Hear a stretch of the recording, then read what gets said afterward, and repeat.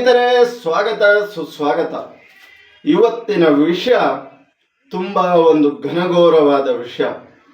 ಯಾಕೆ ಅಂದರೆ ಹೆಣ್ಣು ಕುಲಕ್ಕೆ ಎಂತೆಂಥ ಹೆಣ್ಣು ಮಕ್ಕಳಿದ್ದಾರೆ, ಎಂಥ ವೀರ ನಾರಿಯರು ಜನಿಸಿದಂಥ ನಾಡು ನಮ್ಮ ಕರ್ನಾಟಕ. ಒನಕೆ ಓಬವ್ವ, ಕಿತ್ತೂರು ರಾಣಿ ಚೆನ್ನಮ್ಮರು ಜನಿಸಿದಂಥ ನಾಡು.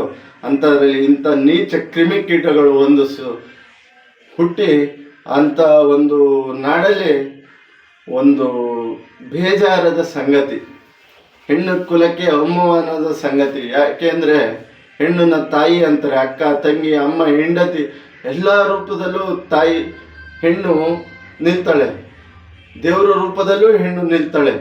ಆದರೆ ಈ ಹೆಣ್ಣುಮಗಳು ಮಾಡಿರೋ ಕೆಲಸಕ್ಕೆ ನಾನು ಈ ಹೆಣ್ಣು ಮಗಳಿಗೆ ಗೌರವ ಕೊಡಬಾರ್ದು. ಯಾಕೆ ಅಂದರೆ ವಿಷಯ ಹೇಳ್ತೇನೆ. ಸಕಲೇಶ್ಪುರದಲ್ಲಿ ನಡೆದಿರೋಂಥ ಘಟನೆ ಮೈ ಜುಮ್ಮೆನಿಸುವ ಘಟನೆ. ಅದಕ್ಕೆ ಎಲ್ಲ ನನ್ನ ಹೆಣ್ಣುಮಕ್ಕಳಲ್ಲಿ ಕೇಳೋದು, ನಿಮ್ಮನ್ನು ನೀವು ಇನ್ನೊಬ್ಬರಿಗೆ ಪರಿಪೂರ್ಣವಾಗಿ ಒಪ್ಪಿಸುವಾಗ ನೀವು ಯೋಚನೆ ಮಾಡಿ.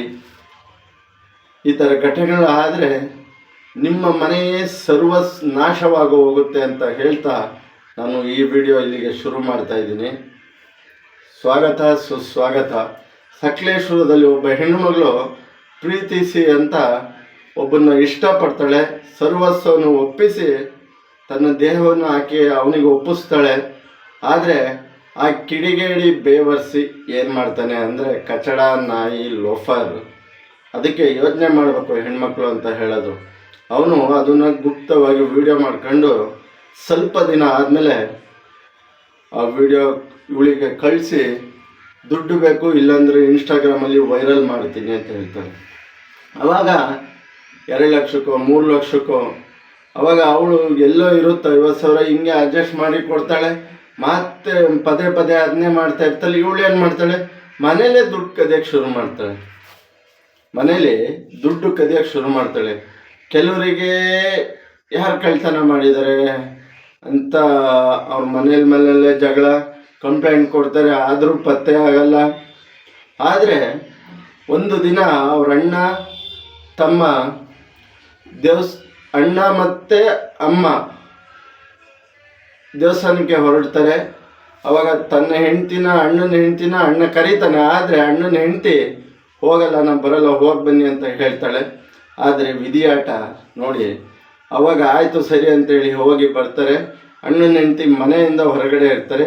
ಈ ಪಿಡುಗ ಇದ್ನಲ್ಲ ಇವನು ಮತ್ತೆ ದುಡ್ಡಿಗೆ ಇದು ಮಾಡಿದಾಗ ಇವಳು ಹೋಗಿ ಅಣ್ಣನ ರೂಮಲ್ಲಿ ದುಡ್ಡಿಗೆ ಕೈ ಹಾಕಿ ಒಡವೆಗೆ ಏನೋ ಕೈ ಹಾಕ್ತಾ ಇರ್ತಾಳೆ. ಆಗ ಅಣ್ಣನ ಹೆಂಡ್ತಿ ಬಂದಾಗ ಜೋರು ಮಾಡ್ತಾಳೆ, ಇಷ್ಟು ದಿನ ದುಡ್ಡು ಕದ್ದಿರೋದು ನೀನೇ, ನಮ್ಮನೇಲಿ ಹೇಳ್ತೀನಿ ತಡಿ ಅವರಿಗೆ ಅಂತ ಎಲ್ಲ ಫೋನ್ ಮಾಡ್ತಾಳೆ. ನೀನೇ ಕಳ್ತನ ಮಾಡಿರೋದು, ನೀನೇ ದುಡ್ಡು ಕದ್ದಿರೋದು ಅಂತ. ಆವಾಗ ಇವಳು ಯಾರ ಕಾಮಕ್ಕೆ ಬಲಿಯಾಗಿದ್ಲಲ್ಲ ಈ ಹುಡುಗಿ, ಅವನಿಗೆ ಫೋನ್ ಮಾಡಿ ಕರೆಸಿ ಆ ಸೊಸೆನ ಇಬ್ಬರು ಸೇರಿ ಕೊಲೆ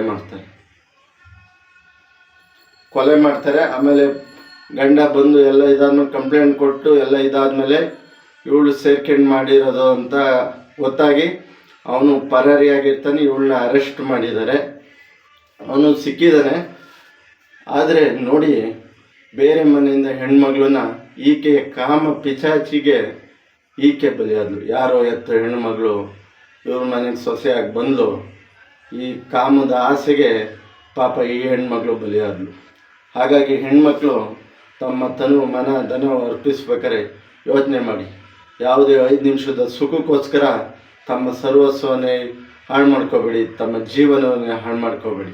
ಹಾಗಾಗಿ ಯೋಚನೆ ಮಾಡಿ ಪ್ರೀತಿಸಿ, ಯೋಚನೆ ಮಾಡಿ ನಿಮ್ಮನ್ನು ಇನ್ನೊಬ್ಬರನ್ನ ಅವ್ರ ಕೈ ಕೊಡಿ.